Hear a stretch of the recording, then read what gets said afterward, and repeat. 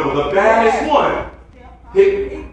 Oh, come on now. The baddest one hit my hand. We said the baddest one hit my hand. I'm going a little small. We said the baddest one hit my hand. When you hit my hand and let go to you, we just went to fight. Amen. We went to fight. Maybe you are married and in a relationship and you utter these words. You talk too much just like your mama. I'm sorry. Somebody invited y'all. I told y'all was a little crazy. And I'm going to go ahead and deal with where we are as it pertains to the scripture. Amen. I'm going to go ahead and deal with where we are. You talk too much just like your mama. Or you ain't never going to be that just like your sorry dad. I'm trying to help somebody in this place. Please get me in this sanctuary. You must be careful of what comes out of your mouth. You must be careful of what comes out of your mouth. What you say has the potential to not only change you, but devastate your tomorrow. It can devastate your tomorrow. One word can be so detrimental that it damages or destroys relationships. It damages or destroys relationships. Too often we allow ourselves to be extrinsically motivated by an external force rather than being intrinsically motivated by the internal voice of God. In other words, you must recognize what it is that's causing you to engage in a fight you didn't start.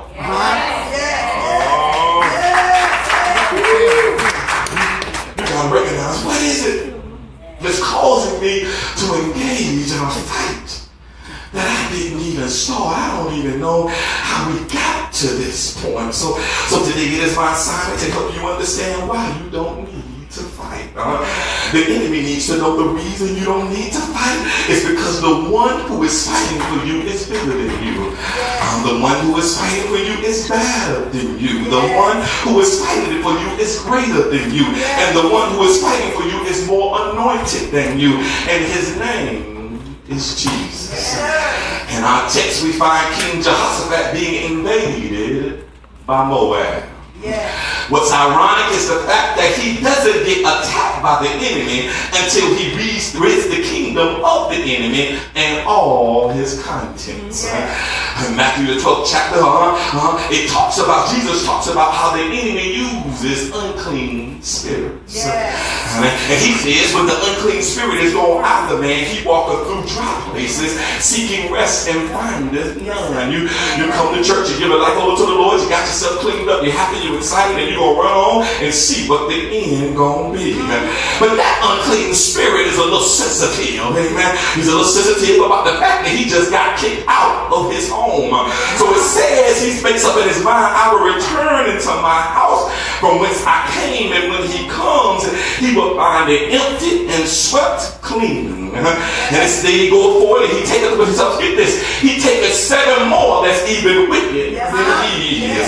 And he brings them back, and it says they go well there. And it says, and the last fate of that man is worse than the first. You got to be careful what you allow on the inside when God has cleaned you out. You got to be careful just because, that's the reason to give God some praise all by itself. You got to be careful what you let on the inside. You got to be careful what you allow back in your house. Just because you are clean today doesn't mean the enemy is not trying to dirty you up tomorrow. You got to be careful what you let on the inside. Your greatest attacks will come when you least expect it. Jehoshaphat's reforming of the kingdom was interrupted by some foolishness. And I don't know about you, but I come to understand that foolishness brings drama. Foolishness brings drama because foolishness is the wisdom of the world. Foolishness is the wisdom of the world. But for about 5 of you who can grasp this, God has chosen the drama in your life as a way of showing you his glory. Hallelujah. I got anybody named Crazy that I got some drama in my life. I got some stuff going on in my life, but God's going to use that drama to show forth his glory. You will never know how strong you are until somebody starts talking about your mama. You will never know how strong you are until he starts talking about your weight or the marks, the stretch marks that he helped create. Okay, y'all don't want to be honest with me in this place. You will never know how how strong you are until something or someone attacks you. Help me in this place, but I'm talking to a group of believers who understand you will never be defeated by what they say about you. You can only be defeated by what you say about yourself. So I just want to know, I got about 5 or 10 people who ain't scared to change their vernacular. You're not scared to change your vocabulary, and you're not afraid to open your mouth and say, I am the head, and not the tail. I am the lifter, and not the bar. I am healed. I am delivered. I am set free. You got to open your mouth and claim victory over your life.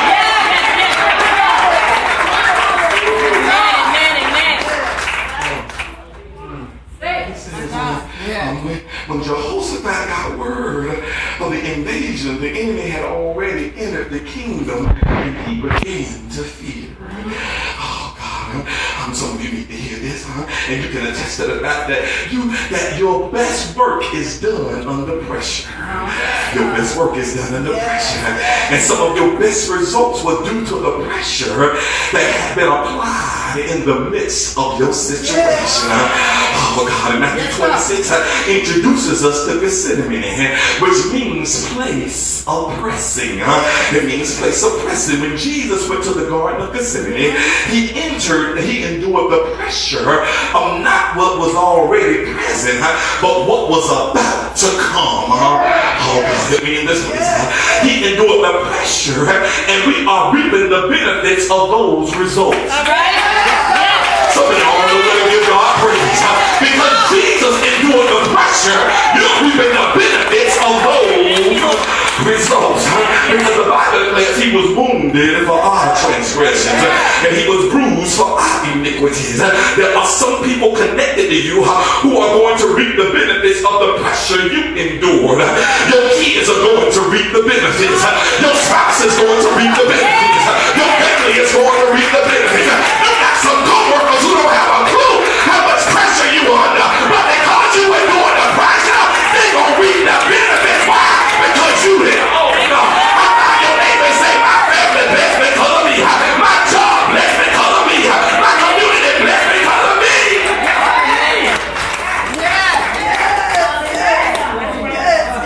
I know some of y'all saying, Pastor, that sounds a little too arrogant or conceited to me. No, that's confident in who God created you to be.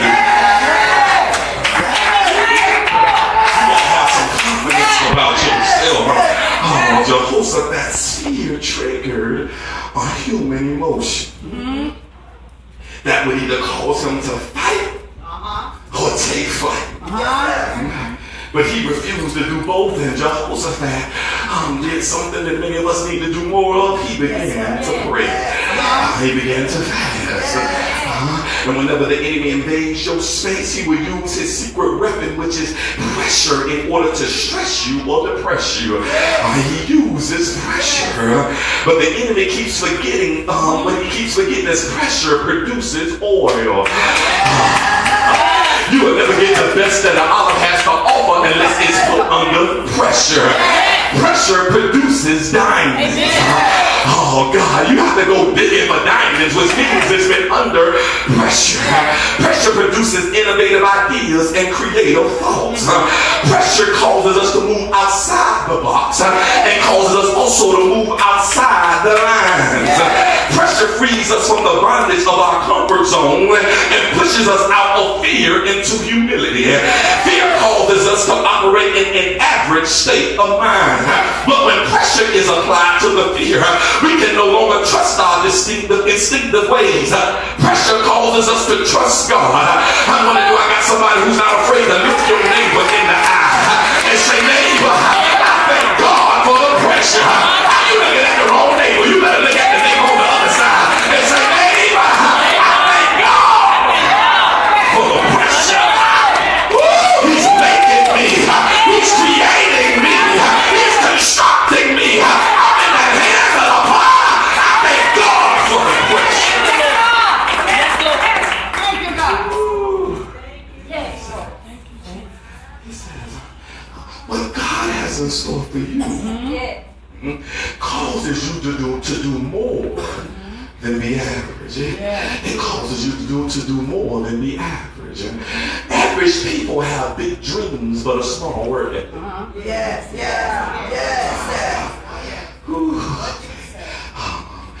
They have high expectations but low dedication. I'm not talking about you. Why y'all getting defensive? I'm talking about average people. Y'all not average. Y'all great. Y'all awesome. I'm talking about average people. They are always fighting because they are constantly trying to prove to someone that they are better.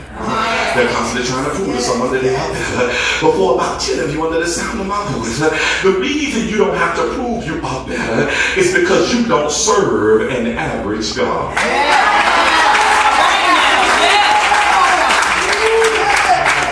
And since you don't serve an average God, you don't have to worry about an average blessing. You don't have to worry about an average healing. You don't have to worry about an average anointing. You don't have to worry about an average miracle. You don't have to worry about an average breakthrough. Because the God that you serve is great. God is great. Y'all about to make me get happy. As a matter of fact, I don't even live an average lifestyle. All right, come on. I gotta help somebody the way I'm in my text. I'm like, I don't even live an average lifestyle. You think what I'm driving and where I'm living defines me, but that doesn't define me. Oh God, I need you to know something about my life. My Father is rich in houses and land. He holds the wealth of the world in his hands. Rubies and diamonds, silver and gold. His coffers are filled. Oh God, his riches untold. Do I got anybody that know my God shall supply all my needs according to his riches and glory? Oh Lord, because of who your Father is. And oh God, there is not a definition that has been created to describe who you are. Peter tried to describe us by saying we are a chosen generation. He tried to say that we are a royal priesthood. Help me in this place. Paul, on the other hand, he called us a masterpiece. He said that we were God's handiwork. But this is not for the person who's sitting next to you. This is for the person that is sitting behind you. Help me, Holy Ghost. My God is greater than what you see. Because what you see might be the best of me, but it's definitely not the best of him. Help me, Holy Ghost. This is just the beginning. You ain't seen nothing yet. And where I am, you think that's the best God has to offer. You come and check me out tomorrow. You come and see me next week. You come and see me next month. And God is going to work on my behalf. I'm trying to let me see this, please. So Jehoshaphat calls a fast. He calls a fast throughout all Judah. And it's interesting to note that when he called the fast, he did not wait on the leader to call them together.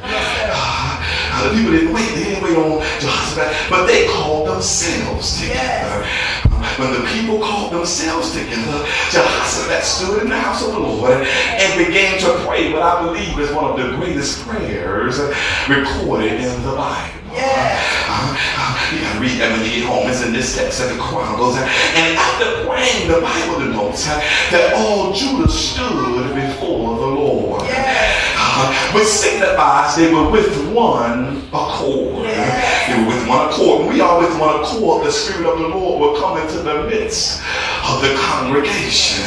And when he comes in the midst of the congregation, prophecy begins to take place. When he comes into the midst of the congregation, people are built up through edification. When he comes in the midst of the congregation, people are strengthened through exhortation, or encouraged through exhortation, because people can be strengthened through the Spirit's comfort. When the prophet begins to prophesy, he gives the children of Judah 3 things that they need to do, even though they don't need to fight. Even though you don't need to fight, there are still some things you need to do. First, he tells them you have to confront the enemy.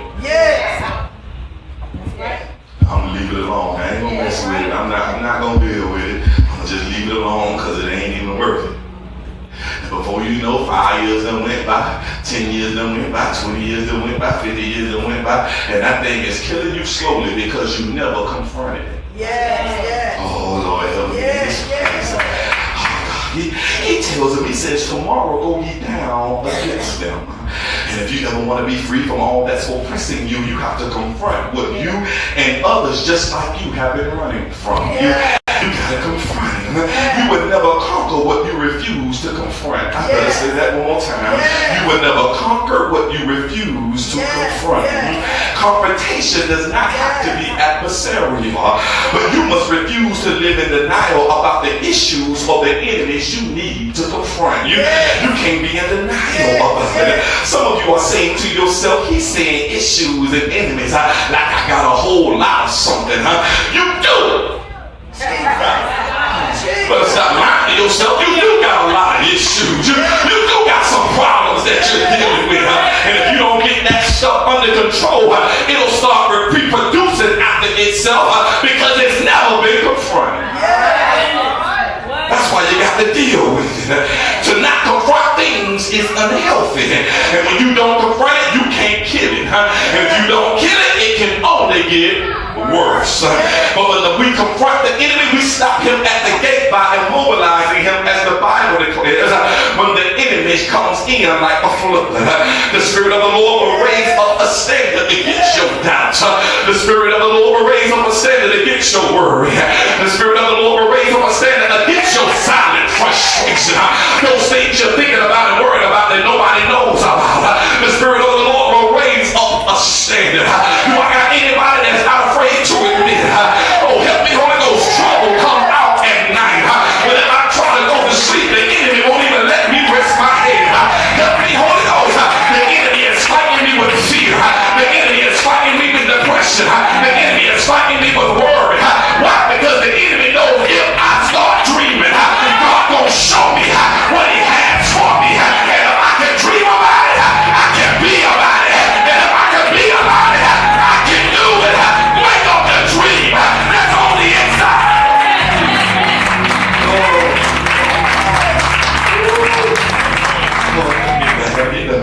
Confrontation is an old enemy. It's an old enemy, and the old issues in your life that you have not confronted every now and then, they will rear their ugly head. The reason they're rear their ugly head is because they are designed to discourage you. The first thing you need to confront is sin. Okay, I know it's old-fashioned. We talk about sin, that's an old-fashioned term. I know we talk about sin, I know it's out of style to many of you. It's not in style no more. But your biggest problems derive from that 3-letter word. Your biggest problems derive from that 3-letter word. I know it's not popular in many ears, and many people don't even want to hear it, but sin is sin. But the Bible says, shall we continue in sin that grace may abound? And the writer goes on to say, God forbid. Just give me a second, I want to show you something. The grace of God is bigger and stronger than sin. I need you to understand that. The grace of God is bigger and stronger than sin. Grace stepped in and freed us from sin. The problem some people have is they take the grace of God for granted and don't even take into consideration that he has a cutoff point.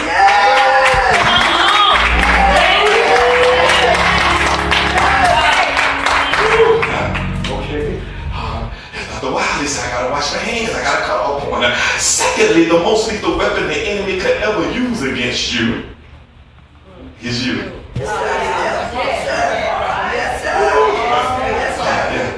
It's you, If you are not careful, you will cause yourself to get stuck in an attitude or stage that keeps you from going to your next level. In 1 Kings 18, we find Elijah on the mountain of faith caught in a confrontation with false prophets of Baal. When the people saw Elijah's faith, a revival broke out. A revival broke out when the people saw his faith. Because the people caught the vision. Secondly, all the prophets of Baal were killed because whenever God exposes a blessing, it outshines an attack. I'm going to say that one more time. Whenever God exposes a blessing, it outshines every attack that the enemy brings against your life. Yet the mountain of faith became the mountain of fear when Jezebel, a false prophet, confronted Elijah and scared him by telling him he would die the following day. Elijah's problems affected his perception, but someone needs to know you will not have a heart attack. Yes, sir. Let me see y'all want to like you went to the doctor and every time you go to the doctor, you get a good report. Help me in this place. You will not die of a heart attack. You will not die of a stroke. Help me in this place. You are not going to die. I don't care what the enemy is trying to tell you. You are not going to die. Don't allow your confrontation to affect your perception of how big God is. When we don't confront, we find ourselves forced into depression and isolation. When we don't confront the enemy, we go from being a victor to a victim. This is for about 12 of you. You will never be able to effectively confront the enemy until you confront the enemy. I better say that one more time. You will never be able to confront the enemy until you confront the enemy. Your biggest enemy will always be the enemy. Secondly, you have to stand still. You have to stand still. The prophet told the people, you don't need to fight in this battle. He says, set yourselves, stand still and see the salvation of the Lord. The reason you have to stand still is because light will many times bring disgrace before amazing grace. There is a price before the promotion. There is shame before the success. There are attacks before the accolades. But God told me to tell you, when you pass through the water and your life seems to be flooded due to bad relationships, due to stress, you will not be burned. You will not be drowned. God said he's going to make it to where I would never knew you grew up in the projects unless you tell them. Help me, Holy Ghost. I would never know you was a drug addict unless you tell them. They would never know you were molested or raped unless you tell them. They would never know you deal with low self-esteem unless you tell them. They would never know you have issues with trust unless you tell them. God told me to tell you he's about to turn your disgrace into amazing grace. If you believe that, I dare you to open your mouth and give God a shout of praise.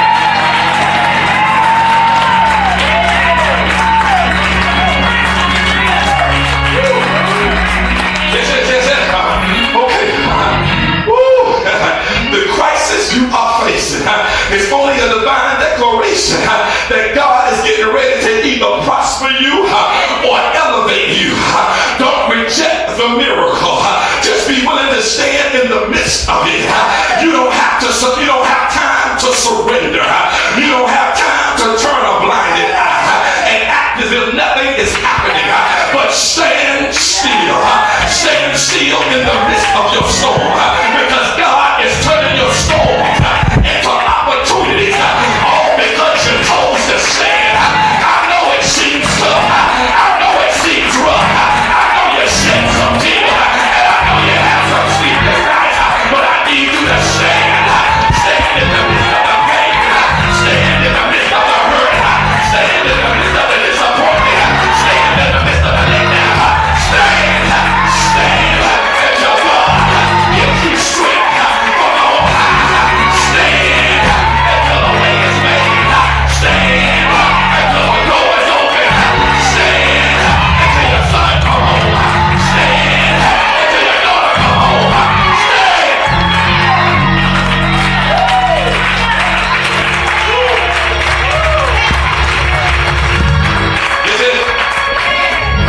Yes. Feel my help. Thirdly, my last point, you have to worship and praise. Oh God. Jehoshaphat and all Judah and the inhabitants of Jerusalem fell before the Lord and worshiped him. I'm getting excited all by myself. It says, while the Levites and the Kohathites praise the Lord with a loud voice. Oh God, I I hope you got on your thinking caps, your spiritual thinking caps, because I need you to get this. Oh God, while they praise God with a loud voice, you have to understand that Judah represents praise. Oh God, you got to understand Judah represent the barrier breakers. Do I got anybody that ain't afraid to testify? I feel like there's a wall or a barrier or obstacle standing between me and what God is trying to take me. Okay, he represents the barrier breakers. Praise breaks down the wall that separates you from God. Praise breaks down the wall that prohibits God's anointing from reaching you. Praise is the thing that takes you from broken to bliss. Praise is the thing that takes you from a mess to a miracle. Help me, Holy Ghost. Now the Levites, don't get excited yet. The Levites, they were the priests, and they represent the holy of holies. And they in the midst of the holies of holies, that's where worship took place. The Levites were the worshipers, and the and Judah was the praisers. Help me, Holy Ghost. And some of us, we say we're saved, sanctified, and baptized with the precious gift of the Holy Ghost. You must remember that your worship is a lifestyle. You can put it on when you want to and take it off when you want to, but it's a lifestyle. Whenever somebody see you, they should say, that's a child of the King. That's a child of the King. That's God's child. That's God's son. That's God's son.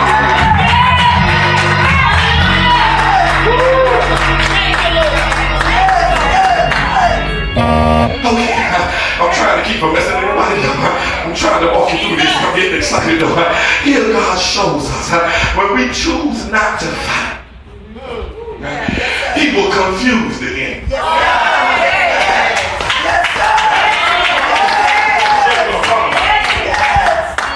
I'm going to show you what I'm talking about. He will confuse the enemy. Oh God, some of you in here, and those of you watching on Ustream, you excite us.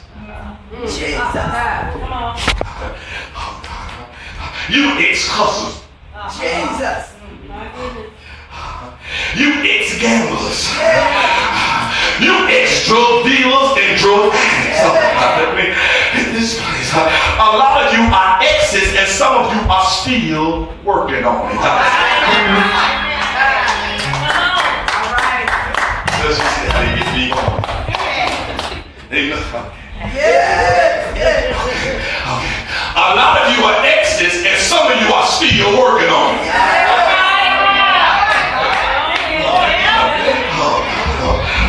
Y'all still working on it.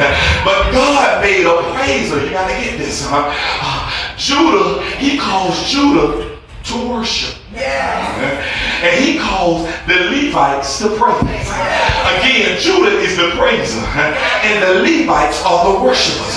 So God made a praiser a worshiper and a worshiper a praiser. The enemy is now confused because he knew if he could stop you from praising, he had you. He knew if he could stop you from worshiping, he had you.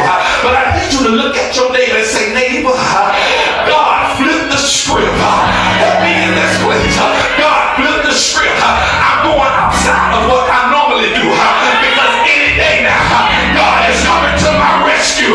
That's why if I'm a worshiper and I say hallelujah, glory to my King.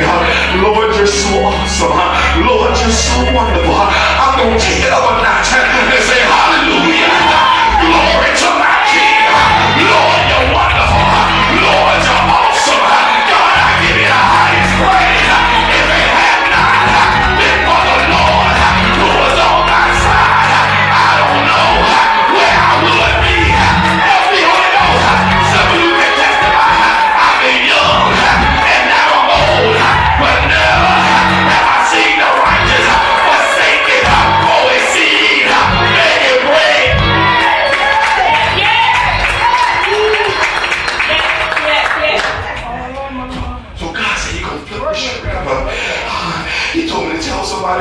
afraid of what's coming. You don't have to fight in this battle. Oh God. But tomorrow go out against them. For the Lord will be with you. You might be here today in tears running down your face. But you have, oh God, I can't see the tears running down your face. But I can only, you have tears flowing from your heart. But whatever you do, I need you to keep standing. Oh God, help me in this place. Stand until your spouse gets saved. Stand until your children get saved.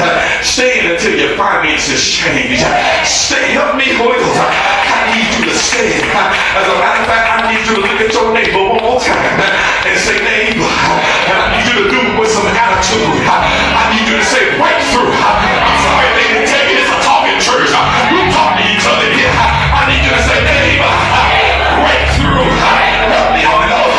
I'm sorry, but that was the wrong neighbor.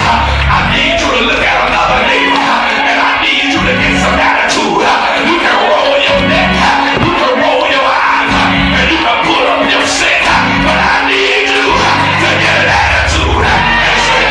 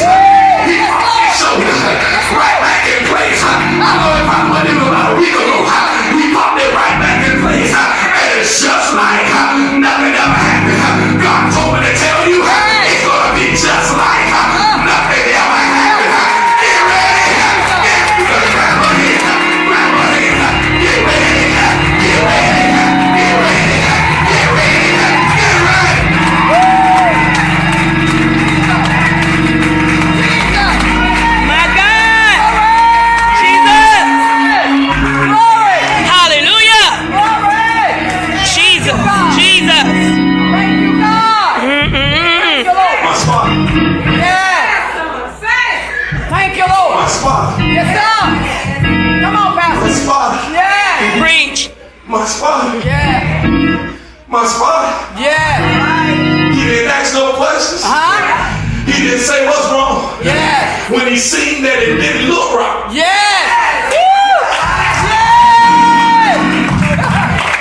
Your spotter. Thank you, Those Lord. of you who don't lift weights. Yes, sir. Your spotter Yes, God. stands over you. Yes, sir. And in order to help you, they gotta reach. Wait.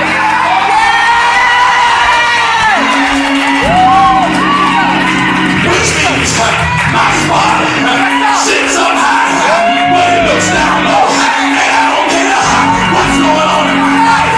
My spotter will reach down. He'll reach down. He'll reach down. Way down. He'll come and get you. He'll come and see about you. Your spotter. My God. Hallelujah. Jesus. Yes, God. Yes, God. Your spotter. Yeah. Yes, sir. My God. God.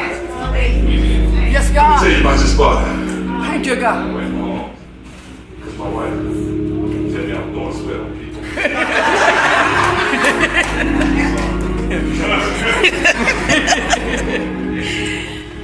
It's amazing.